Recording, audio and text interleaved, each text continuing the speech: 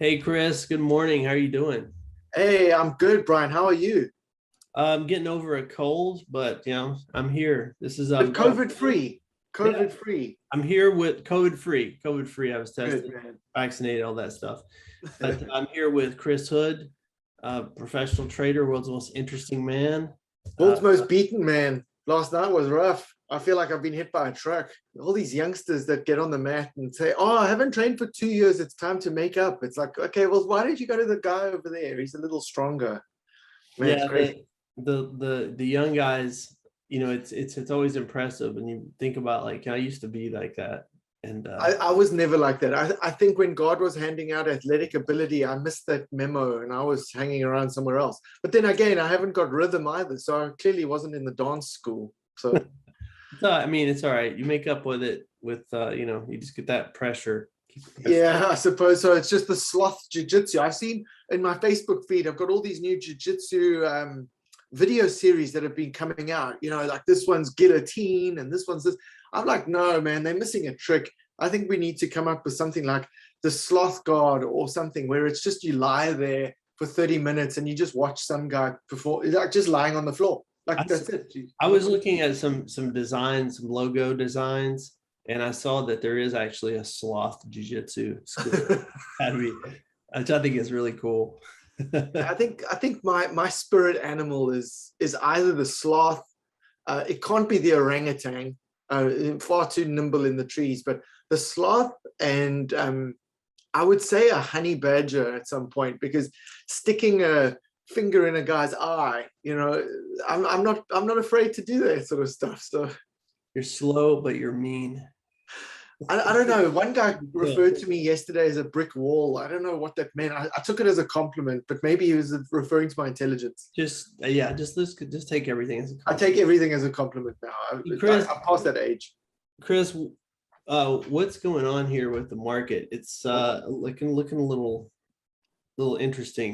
It is. It's a fascinating time right now because of interest rates. What we're seeing is a real spike in interest rates. So I'm going to pull a chart up here for a second. It's This is what the problem is. I'm going to share my screen. That's the problem. It's this movement here in interest rates that we've seen over the last couple of days, which is going to really hurt the tech stocks, right? So, we got indicators telling us a couple of days ago that we had, potential reversals in interest rates coming up, right? So here back on the 26th of August, actually, we started seeing signs that there was going to be a big movement in interest rates and there was a lot of consolidation, and here's the move. So this is going to hurt tech stocks a little bit. Nasdaq's obviously going to take a little bit of pain today. If we look at where Nasdaq is now, well, let's look at the NQ futures really. Let's have a look at those. So looking at Nasdaq futures, let's open it up on the 30-minute chart. We can see, if we go back, look at what's happening. Okay. However, here's where it starts becoming really important is you start looking at extensions of price. These movements are big. So this indicator for me helps me identify when prices are at extreme levels, right? So it's usually a good indicator of, timing for an entry. All right. You can use this indicator pretty much for entries. You can use it for exits. And if we start looking at the TNX, which is going to be, there we are. We can see the extension of price. It's been extended since we got that reversal. So you've got to time this really carefully. It's not a question of, okay, well, that's it. I'm going long now on interest rates, and you start buying up, TLT or whatever it is. You start buying it up. We know it's extended. So these moves don't last for long. All right. Extended moves don't last for long. So be careful if you're trading in extensions of markets, right? You've got to be careful about the reversal. The biggest problem for a lot of traders is the interpretation of recent events to assume they're going to continue the way that they're continuing. Like that's the hardest thing, because knowing when to get in and when to get out is often the hardest task of a trader. So, we use a couple of indicators that we use for both exits and entries. Often our exits are timed by extensions on price, and our entries are based on momentum. So we will get in when momentum starts to shift. We have some proprietary indicators that we use to help validate the on-chart movements in price. And once we have that on-chart movement in price, we will confirm it by scrolling down our indicators to confirm if that movement in the candles is actually evidenced by an under the surface kind of analysis. If it is, we would go long, and then obviously we would use price extension on the candles to exit trade. So at this point, you've got to be really nimble. September, October, those are not the nicest markets to be trading. So, the best thing is, if you're a novice trader, just stay out of the market. Don't feel compelled to go into it unless you know what you're doing. If you, really feel like you have to trade, try and keep your time frames as short as possible. Don't bring in long duration trades, because the problem with long duration trades is the market can remain extended in two directions far longer than you can tolerate. So if you go in with a 30-day or 45-day trade and the market stays extended to the downside, you've gone bullish and you've put in a 45-day trade and the market stays extended to the downside for 18 of those days, the trade's dead. You're not going to have time to recover, particularly if you've bought, say, a long call option or something. So knowing your exit points and knowing your tolerance for taking losses, very, very important. Number one. Number two, don't look at each trade as having to be profitable. This is, again, a bit of a psychological trick for a couple of traders. When you look at a trade, look at it as a series of entries that you're going to be making over a period of time. So, one of the things that I try and teach my clients is when we start, let me just clean this up a little bit. If we look at a daily chart, and what I'm going to do is just take, let's say, Tesla, for example. Here's Tesla on the day chart, trading really nicely, strong trend. We've got our trend confirmation indicator indicating strong momentum to the upside, etc., etc. What you want to be doing is you want to make sure that as you get into your trade, so buying obviously here on the 23rd of August, accumulating on these pullbacks to the 34 EMA. Now that we're extended, you'd be looking to take your profits. It's really important to take pieces of those trades off. So you don't just buy one contract and then hold it like this. You would be buying one here, maybe one here, maybe one here. As it hits this extension, you would be selling this one at this point. So you're still exposed to the trend, but you're reducing your risk on the way up. It's so important to look at a strategy as a campaign on that stock rather than a series of trades that have to be profitable. That have to be profitable thing is a really, it's a very beginner's mindset.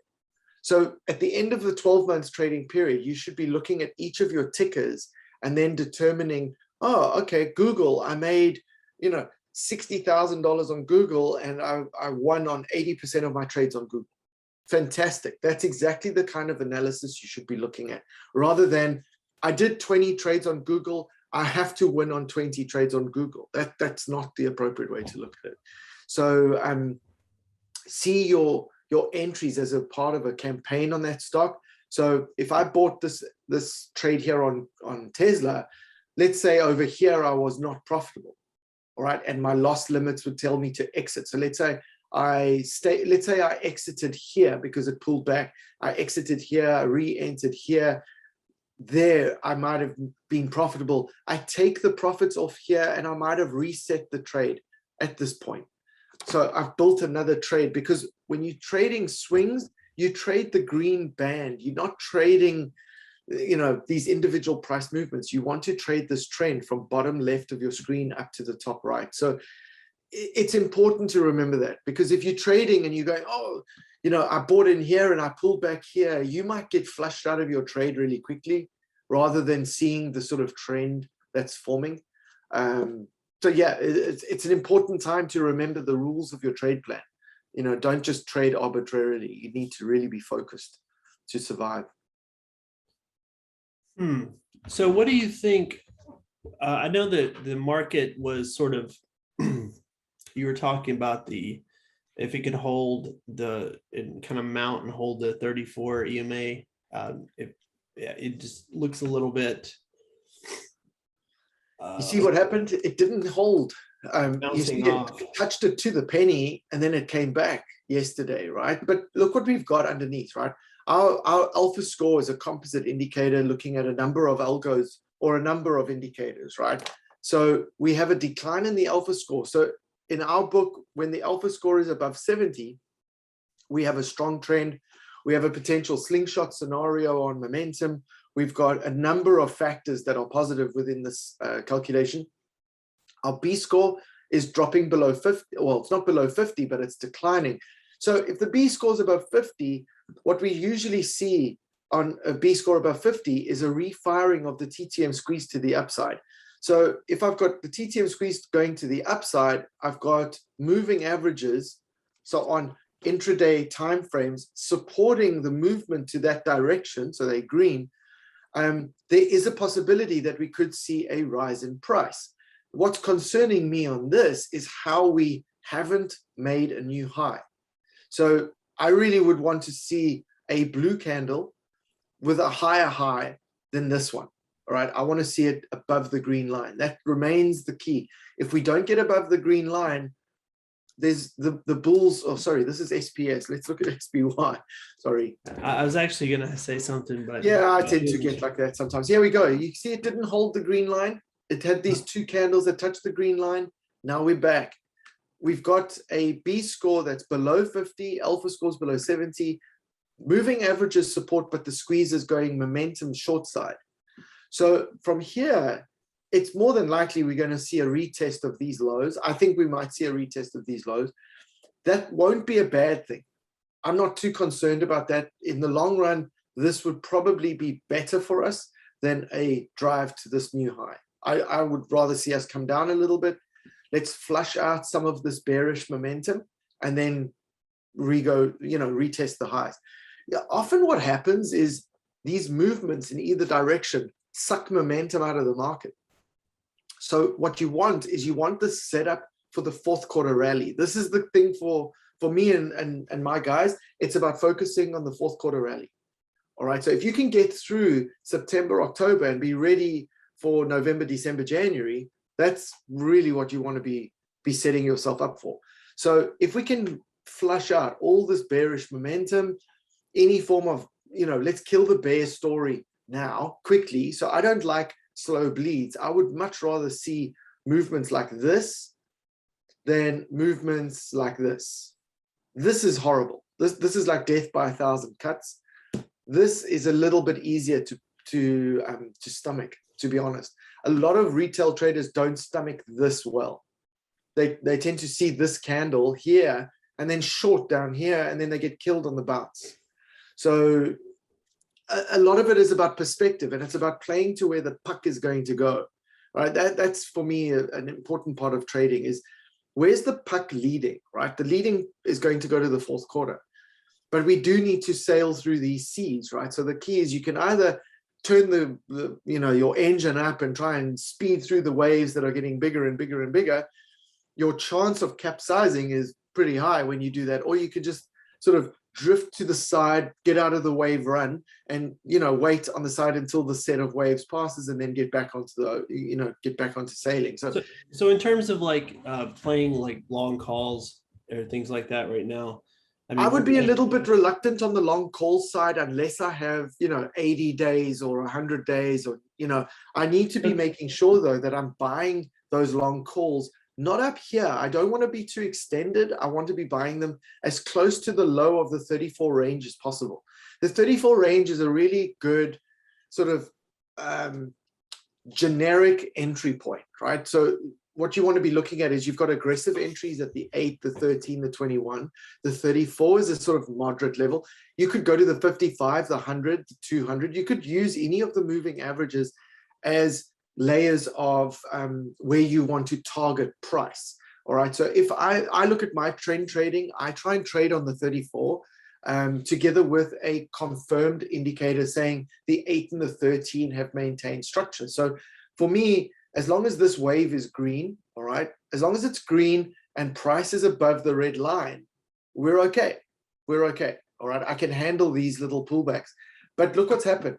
We've gone yellow. Price is above the red and below the green. And I've now got a shift in trend. So this for me is like, trend is neutral. My candles are neutral. It's almost like, look, I'm waiting for the market to decide which direction it wants to go, because it could either go this way and retest the lows, or it can grind higher and pass through the high of the 34 and go to new highs. It could go either way. So you've got to be able to trade to that strategy. So best strategy right now is intraday trading. You know, if we scalp trades on an intraday basis and we're out by 3:30, far more productive than trying to time where the market's going to go, because that overnight session is very dangerous for retail traders.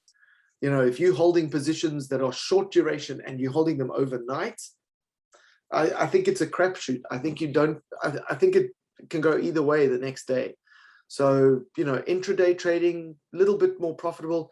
When you take your whole trading book as a whole, you should be looking at your total P&L.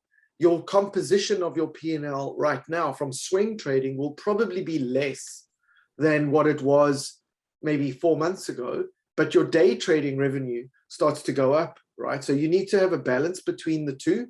You need to amortize, well, you need to allocate your efforts to the ones that are going to keep your P&L ticking over. So as a trader, it's hard to rely on one strategy only all the time, no matter what the market condition. If you've only got one strategy, you have to have a system that tells you whether or not the market condition is allowing you to trade that strategy or not. So there will be periods of the year where you sit down and you don't know, well, the market's not doing what I want it to do, so I'm going to wait. And that takes discipline, because I don't know a lot of retail traders who do that. They often try and, you know, take a square peg and force it into a round hole, and then they complain, oh, but I lost money. And I go, but why did you trade when the conditions weren't according to the rules you had set? So you start to plan your book a little better. And as you accumulate this knowledge over a period of years, you start realizing that the cycle of the year determines the strategies you're going to be using, the seasons. There's a generic seasonality to the market. But it's important to have tools that help you to do it. And this is how we how I build the indicators for my group is, you know, I want them to be automated. I want them to be simple. I want them to just, if you see it on the screen and your rule says I do X, Y, and Z when A, B, and C is there, then you just do it, you know, and it does work, you know. I was noticing I mean, it's great. I've noticed definitely that there are times that certain trade types and durations are working better for me, like over the year. And so like I'm kind of one of those people that's sort of sitting to the side just a little bit, just because I don't have time to do day trading right now. That's so perfect. I'm just trying to maintain my capital. Yeah, day trading is not for everyone. I think, again, it comes down to the perception in the market, right? Everyone has a view that it's easy, you know, like I hate saying it's not easy, because I don't want it to sound like overcomplicated and, you know, you have to have a certain degree of intelligence to do it. No, that's not what I'm saying. Where it's not easy is the fact that it requires a degree of emotional control that not everyone has. And when you look at how trading platforms are set up with colors and games, you know, it's gamified to a point where it increases this endorphin rush. You know, when people start to approach trading in the mindset of it's a game, you remember, you lose your life sometimes in those games, right? Sometimes you have to, you know, put more money into the machine to continue to play, right? Right. The industry is designed to encourage you to hit the keys. They don't make money unless you hit the keys. Okay, so a trading plan with discipline stops you falling into the trap of having the need to overtrade. There should be no need to overtrade. You trade to a degree of outcome, right? So in our group, we have people that have got varying degrees of financial goal that they set each day for their day trading. They do it for their swing trading, and they manage the P&L accordingly. And at the end of the month, we look at how much came from swing trading, how much came from day trading. which swing trades worked, which ones didn't, why didn't they work? Okay, this indicator, I didn't follow this rule. Okay, next month we make a note, we make sure that we follow it. That feedback loop is what's really important. And most of the inconsistent traders out there, particularly the non-professional retail traders, don't have that feedback loop. So they don't sit down and go, okay, well, what worked for me this month? They only look at the P&L and go, oh, I made profit. Okay, do you know how you made profit? Do you know which of your trades were profitable because of structure and process, and which ones were profitable because of luck? Big difference. And if you can't tell the difference, you might be on borrowed time when it comes to having a strategy based on luck, as opposed to a strategy based on process.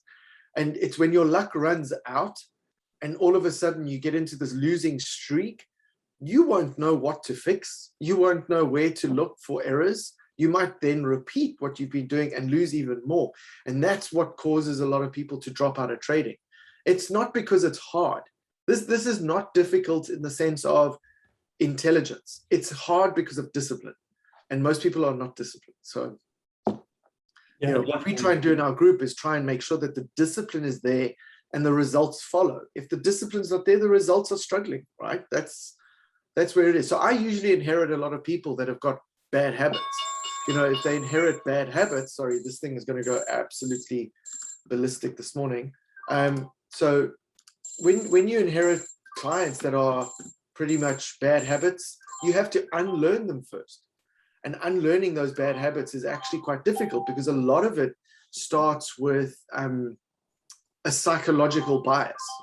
If people, I've noticed if people have been successful in other parts of their careers and then they come into trading, they often assume that success is transferable. And then they have 4 or 5 losses in a row and then confidence gets shocked, or they double up their positions and continue to make the same mistakes. I see it all the time.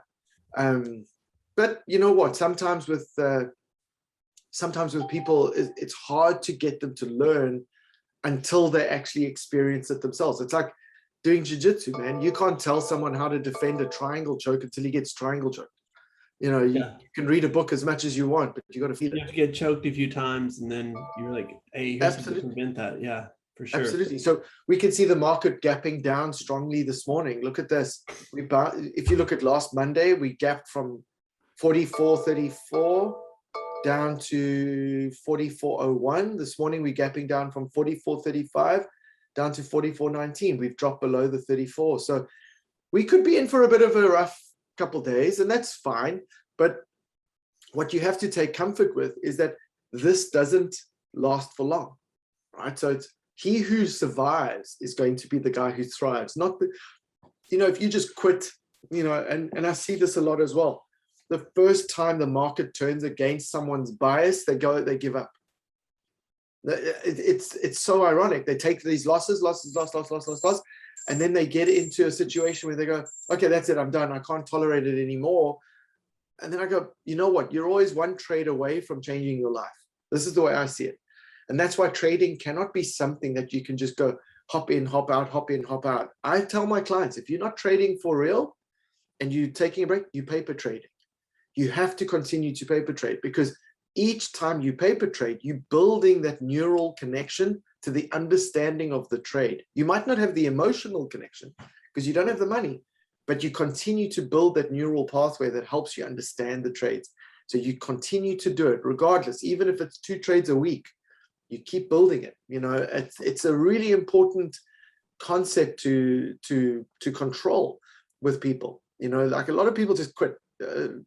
I was talking to a very senior karate guy a couple of days ago, and we were talking about resilience and how resilience and perseverance are not things that are taught in schools these days. When people like you and I were growing up, if you failed at something, you tried harder until you passed. Today, if you fail, it's like, okay, Johnny, sit in the corner and have a biscuit. Like, it's okay. I'm not gonna push you too hard, because maybe you just don't like it. It's the danger of total inclusion, and perseverance and resilience are not characteristics that are taught to people easily. We were talking about why jiu-jitsu and maybe, even Kyokushin karate and things like that are hard martial arts to sell to adults. Like, why is it that it's so difficult to sell to adults? Once people are in, it's an addictive sport, right? But getting people in, it's because it's difficult. People don't really want challenge, which is why marketing of trading and all of this stuff is always sold on ease and simplicity, and it's a hack, and it's this, and it's such BS because people have very fragile egos, and they don't like to fail. And I think a lot of times, the culture now is, like you said, one that promotes people that denies failure, in a sense of you fail, but that's okay. There's no accountability. It's like, no, you failed, you try harder. It's like, you don't modify the activity, you modify your behavior until you succeed. Exactly. You don't water down the expectation just because you fail, right? Lower the bar. And I think this is something that trading does. It forces, there's an immediate feedback loop. All right. This is also really powerful when it comes to trading. There's an immediate feedback loop. You mess it up, you put the trade in wrong, you get it wrong, you misinterpret. Your P&L will directly reflect that error, right? There's no wait for 6 months and we'll work out whether or not you get a stripe kind of stuff. And people don't like that because it's an unbiased reflection on your ability when you see your P&L go wrong, right? So if you don't have a process, if you don't have a plan, if you haven't tested, if you haven't done any of that, you cannot expect results. So this expectation starts becoming one of these challenges for people. It's like, I've been successful somewhere else. Now I expect to be successful here. And if you can't make it simple and easy, then, you must be bad. No, I think that a lot of people don't have the resilience to stick with the plan. Sorry, this thing is going to buzz. I have 290 alerts that are set on it. So all right, Chris. This is just going to keep ringing. And I think that's a problem for a lot of people when it comes to trading, is that they just don't have the resilience to stick with it. They have one strategy. It's a square. The market is a round hole. They try and bash it in. It fails. They don't blame themselves. They blame the market. Oh, the market ganged up on me. And I always try and remind people, I go, the market doesn't care you even exist. So to think that the market ganged up on you is so arrogant, because the market doesn't care. Whether you're in or not, you make no difference. So you have to accept that you're insignificant, and you've got to have perseverance. And if your perseverance muscle is small, trade small until you've got the confidence to trade bigger. Don't just trade big. Like I always say to people, the key to surviving trading is position sizing. You just size it small. You can survive any storm if you've sized it small. But if you size it big and you have no plan, no structure, no process, and you lose, you might be sitting on Skid Row in a few weeks. Go big or go home, burn the ships approach is kind of a difficult one. I watched a guy on Reddit, on the Wall Street Bets Reddit board, advertise his failure. And I was just like, why would you do that? First of all, failure is a learning opportunity, but to brag about it in the context of, I've made this money, I'm going to throw it down the toilet kind of thing, it's so vulgar in my view. I just don't like it. I don't like discussing numbers with people. I find money, as a conversational piece, pretty vulgar in itself. I don't like talking about it. I would much rather talk about the, how many trades did you win kind of thing, rather than how much money did you make. At the end of the day, if you won your trades, you've made money. I don't think it's of any importance to anyone, the value of the money that you make. It's irrelevant. I think what's important is how good is your trading. And I think many people don't understand what makes a good trader. What makes a good trader is not the P&L, because at the end of the day, someone may be a brilliant trader, but they've got small capital, right? So they're not going to have the millions and millions of dollars that bigger, maybe more risk-taking traders have. And so what I say to people is, if you go on a chat group and someone's bragging about this, and this, and they sizing positions in a way that if you did it, it would be completely inappropriate. You've got to recognize that, because if you try and emulate that trader that happened to make 40 grand on a Google trade, but they've risked 80 grand to do it and your account is only 80 grand, you've got to accept the responsibility that if that goes completely bottoms up, you're out. He might have $5 million sitting in a cash savings account. And he just goes, oh, well, I'm just going to, take a little bit more out of my savings account. And every person is different.